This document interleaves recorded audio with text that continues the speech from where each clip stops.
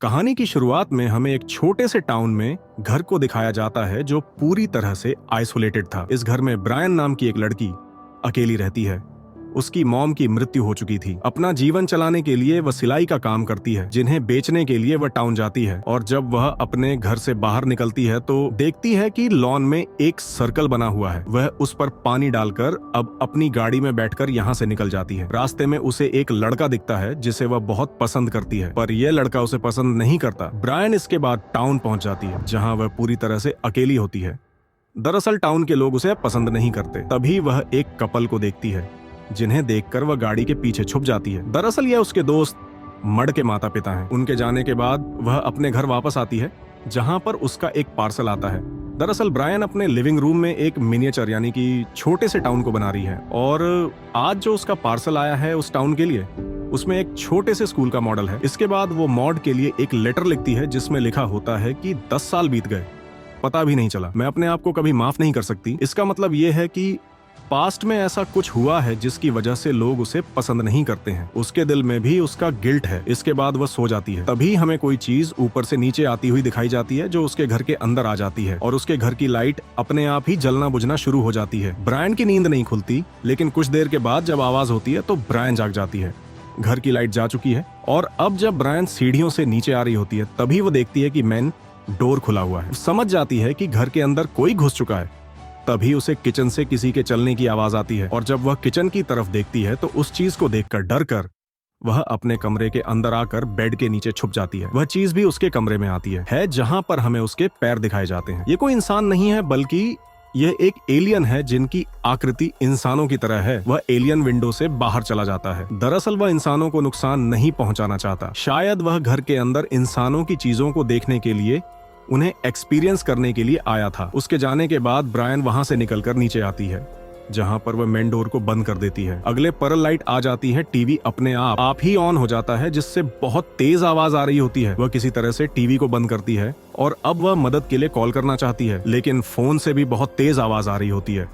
और अगले पल एलियन एक बार फिर से घर के अंदर आ जाता है। ब्रायन उससे छुपने की कोशिश करती है, लेकिन इस बार एलियन उसे देख लेता है। अब ब्रायन वहां से भागना चाहती है। घर का दरवाजा टूट जाता है, जिससे टकराने से उसके सिर पर चोट लगती है, और अब एलियन घर में उसके बनाए हुए मिनिएचर टाउन को भी तोड़ देता है, जो देखकर ब्रायन को बहुत गुस्सा आता है। एलियन के पास टेलीकाइनेसिस की पावर है, जिससे वह उसे अपने कंट्रोल में करके अपनी तरफ खींचने लगता है। लेकिन तभी ब्रायन के हाथ में लकड़ी का एक टुकड़ा आ जाता है, जिससे वह एलियन के सिर पर वार करती है। उसके वार से एलियन वहीं पर मार जाता है, जिसका मतलब ये है कि एलियन के पास टेलीकाइनेसिस की पावर तो थी, जिससे वह किसी को भी कंट्रोल कर सकता था, लेकिन फिजिकली वह बहुत वीक था, इसीलिए उसकी मृत्यु हो गई।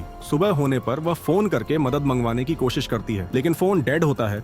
जिसके बाद ब्रायन अपने घर से बाहर निकलती है। कुछ ही दूरी पर उसे एक पलटी हुई गाड़ी दिखती है, जो उसका पार्सल लेकर एक दिन पहले आई थी। यहाँ पर वह एक घर भी देखती है जहाँ पर तबाही होती है, जिसका मतलब यह है कि सिर्फ उसके घर पर एलियन ने हमला नहीं किया था, बल्कि और भी ऐसे घर हैं जहाँ पर एलियन आए थे। वहाँ पर भी हमें लॉन में घास पर एक ऐसा ही सर्कल दिखाया जाता है जैसा उसने अपने घर पर देखा था। ऊपर से देखने से हमें पता चलता है कि इस जगह पर बहुत सारे उसी तरह के सर्कल हैं। इसके बाद ब्रायन पुलिस स्टेशन जाती है, जहां पर उसे अपने फ्रेंड मॉड की मॉम डैड दिखते हैं। वह उनसे कुछ कहना चाहती है, बात करना चाहती है, पर मॉड की मॉम उसके मुंह पर स्पिड करके वहां से निकल जाती है, जिससे उसे बहुत बुरा लगता है। वह भी वहां से बाहर निकल जाती है। वह तय करती है कि वह शहर से निकल जाएगी, जिससे उसकी जान बच सकती है। वह बस में बैठ जाती है, लेकिन वहां पर एक कपल उसके ऊपर हमला करता है, जिनके गले में कुछ अजीब सी चीज रेंग रही होती है। वह अपनी जान बचाकर बस से बाहर आ जाती है और भागते हुए एक जगह पहुंचती है, जहां पर एक कब्र होती है। इस कब्र पर मोड लिखा होता है,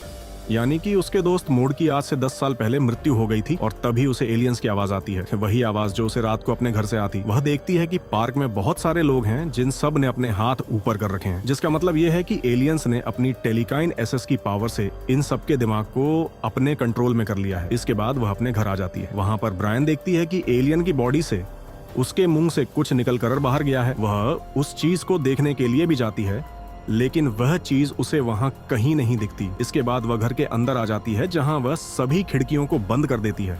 दरवाजा टूट चुका था, इसीलिए वह उसे बेडशीट से कवर कर देती है। अपनी रक्षा के लिए अपने पास वो एक ब्लेड रखती है। पर अब एलियंस घर के बाहर आ चुके हैं। उनके जो शिप्स होते हैं वह घर के अंदर लेजर बीम्स को फेंकते हैं। जान बचाने के लिए नीचे बेसमेंट में चली जाती है, जहां पर एक एलियन उसे ढूंढता हुआ पहुंच जाता है। ब्रायन उसे मारने के लिए वह कैंची उठा लेती है, लेकिन एलियन के पास टेलीकाइनेसिस की पावर है। उससे वो कैंची को अपनी तरफ खींच लेता है। उसके पास एक फोटो भी होती है जो उसकी और उसके दोस्त मड की है।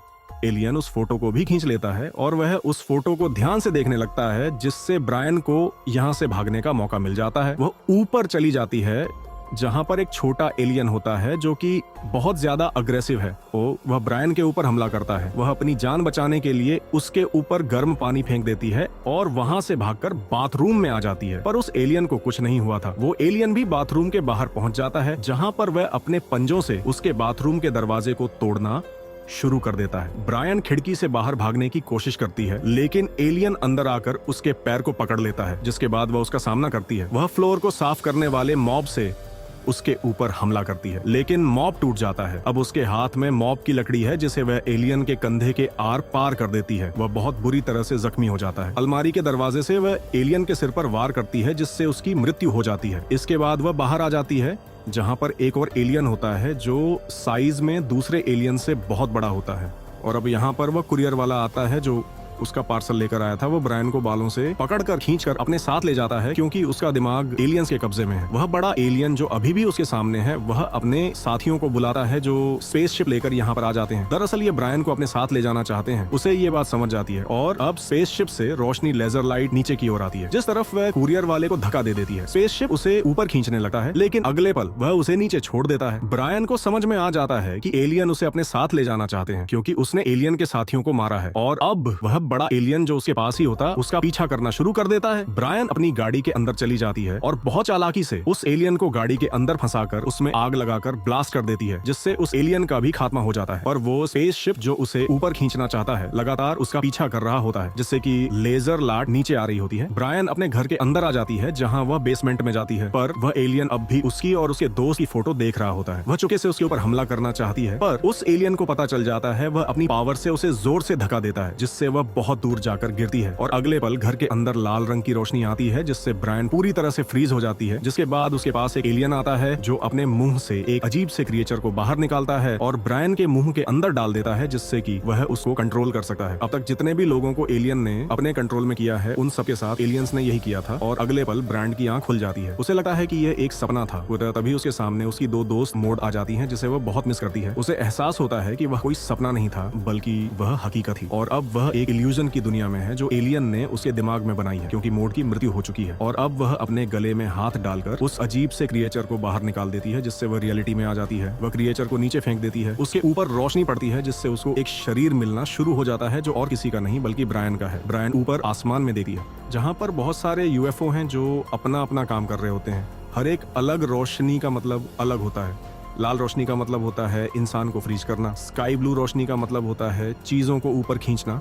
ऑन रेंज रोशनी का मतलब होता है अपने क्रिएचर्स को नया शरीर देना। और अब उस क्रिएचर से जो ब्रायन का नया रूप बना होता है, वह ब्रायन के ऊपर हमला करके उसे जख्मी कर देता है। पर ब्रायन के पास जो ब्लेड होता है, वो उस ब्लेड से अपने उस नकली रूप को मार देती है और कुछ ही देर के बाद उसके ऊपर स्काई ब्लू बीम्स पड़ती है। स्पेसशिप उसे ऊपर खींच लेता है, जहां पर बहुत सारे एलियंस होते हैं। एक एलियन उसके हेड पर उंगली रखता है, जिससे वह उसकी यादों को देखता है। उन यादों में वह देखता है कि वह अपनी मॉम के साथ मिनिएचर टाउन को बना रही है। दरअसल यह उसकी मॉम का शौक था। उसी शौक को उसने आगे जारी रखा था। साथ ही ब्रायन की यादों में यह भी दिखाया जाता है कि एक दिन उसका मड के साथ कई साल पहले झगड़ा हुआ था। उस झगड़े में मड ने उसे धक्का दे दिया, जिससे ब्रायन गिर गई और गलती से गुस्से में उसने उसके सिर पर एक पत्थर से वार किया, जिससे मड की मृत्यु हो गई। इसीलिए टाउन के सभी लोग मॉर के माता पिता उसे नफरत करते हैं। इन्हीं यादों में छोटी ब्रायन को दिखाया जाता है, जो मोड को लेटर लिखकर उससे माफी मांग रही होती है। दरअसल वह अपने दिल की बात कभी किसी को नहीं बोल सकती, क्योंकि टाउन में कोई उससे बात नहीं करता। बचपन से ही वह अकेली रही है और अब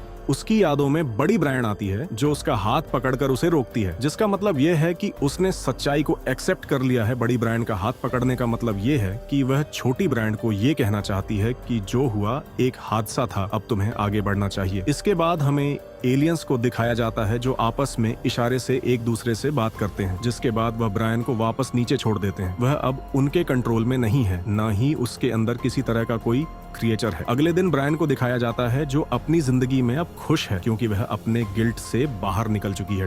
टाउन के लोग जो पहले उसे बिल्कुल पसंद नहीं किया करते थे, वह उससे अच्छे से बातें करते हैं। ब्रायन को पता है कि ये सब के सब एलियंस के कंट्रोल में है, या ये सब के सब खुद एलियंस हैं जिन्होंने असली इंसानों को मार दिया और उनका रूप धारण करके अब वह अर्थ पर रह रहे हैं। इसके बाद वह पार्टी में जाती है जहां पर वह उसी लड़के के साथ डांस करती है जिसे वह हमेशा से पसंद किया करती थी। आसमान में हमें बहुत सारे यूएफओ को दिखाया जाता है जो चारों तरफ घूम रहे होते हैं। आपको क्या लगता है, धरती पर जो इंसान है, क्या वह खुद एलियंस के रूप